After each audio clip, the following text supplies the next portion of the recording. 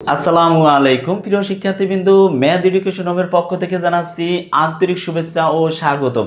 প্রিয় শিক্ষার্থীবৃন্দ, আজকে আমি তোমাদের সামনে হাজির হয়েছি একাদশ ও দ্বাদশ শ্রেণীর তথ্য ও যোগাযোগ প্রযুক্তির 3.1 সংখ্যা পদ্ধতি 3.1, যাকে বলে নাম্বারিং সিস্টেম।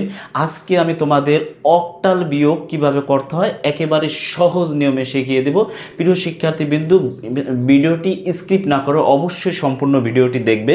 প্রিয় শিক্ষার্থীবৃন্দু, এখানে আমি একটা সংখ্যা অলরেডি আগিয়ে দিয়ে রাখছি। দেখো, এই সংখ্যাটার আমরা কি করব, এটার আমরা বিয়োগ করব। তাহলে বিয়োগ করতে হলে আমাদের যারা পিছনের ক্লাসটা দেখছো বাইনারি বিয়োগটা, তাদের কাছে তারা অবশ্যই এই ভিডিওটা দেখলেই পারবা। প্রিয় শিক্ষার্থীবৃন্দু, যারা নতুন অবশ্যই পিছনের ভিডিওটি দেখবে। বিয়োগ করলে তিনটি কথা মনে রাখতে হবে, সেটা হচ্ছে, যদি উপরেরটা আর নিচেরটা সমান হয় তাহলে সাধারণ নিয়মে বিয়োগ করবা, তার মানে নামবে 0। আর উপরেরটা নিচেরটার চাইতে যদি বড় হয়, মানে নিচেরটার চাইতে উপরেরটা যদি বড় হয়, তাহলে তোমরা সাধারণ নিয়মে বা যেইভাবে বিয়োগ করো ওইভাবে তোমরা বিয়োগ করে ফলটা নামিয়ে দিবা।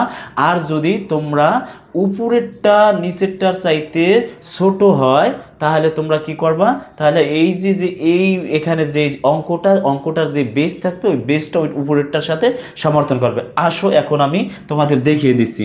এইটা হচ্ছে আমি একটা অক্টাল বিয়োগ নিয়েছি। যে অক্টাল বিয়োগটা তোমরা করবা সেটা হচ্ছে, এটার বিয়োগ হচ্ছে কত বলো তো, এটার বেস হচ্ছে কত 8। এটা কিন্তু তোমরা দেবা না, তোমাদের বোঝানোর জন্য আমি এই অক্টাল একটা দিয়েছি।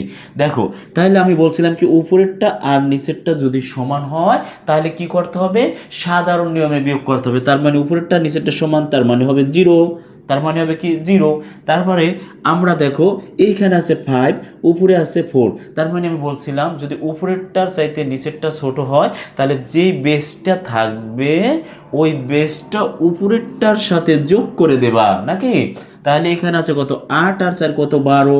12 থেকে 5 বিয়োগ করো, 12 থেকে 5 বিয়োগ করলে থাকে কত বলো তো, থাকে 7 থাকে। তাহলে আমরা এখানে নামবো কত বলো তো, 7। এই যে 7 নামাইছি, এখন আমাদের এই যে এইটার সাথে সমর্থন যদি করে তখনই আমাদের হাতে একটা 1 থাকবে। তাহলে এই যে হাতে আমাদের একটা 1, এই একটার সাথে 7 যোগ করো, তাহলে হয় কত, 8। উপরেরটা 8-এর চাইতে উপরেরটা ছোট, তাহলে তুমি কি করবা, এই 8টা আর এটার সাথে যোগ করবা। তাহলে 8 আর 6 কত, 14। 14 থেকে 8 বাদ দিলে, 14 থেকে 8 বাদ দিলে থাকে কত বলো তো, 14 থেকে 8 বাদ দিলে থাকে 6। এখানে তোমরা নামিয়ে দিবা 6। আশা করি তুমি বুঝতে পারছো। এই যে এইটা আবার এটার সাথে সমর্থন করছে, তাহলে অবশ্যই হাতে কি থাকবে, 1 থাকবে বলো তো, 1 থাকবে। তাই এই একটার কি করবা, 4-এর সাথে যোগ করবা। 4 আছে, 4 থেকে তোমরা কি করবা, এইখানে তোমার 4-এর সাথে 3 ছোট, তাহলে তুমি এইটারে কি করবা, এইটার সাথে অ্যাড করো। তাহলে 8 আর 3 কত, 11।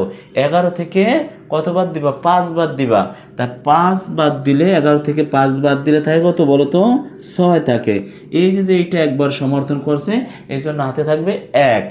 1 এখানে 1 যদি দেই, 2 থেকে 1 বাদ দিলে থাকে 1। এইটাই আমাদের উত্তর, এইটাই আমাদের সঠিক উত্তর। প্রিয় শিক্ষার্থীবৃন্দু, আমার ক্লাসটি যদি ভালো লেগে থাকে এবং বিয়োগটি যদি তোমরা বুঝে থাকো, অবশ্যই ম্যাথ এডুকেশন হোম চ্যানেলটি সাবস্ক্রাইব করবে এবং পাশে থাকা বেল আইকন বাটনটি অবশ্যই অন করে রাখবে, যেন আমি ভিডিওটি দেওয়ার সাথে সাথে তোমাদের হাতের নাগালে গিয়ে পৌঁছে। প্রিয় শিক্ষার্থীবৃন্দু, আসসালামু আলাইকুম, দেখা হবে নেক্সট ক্লাসে।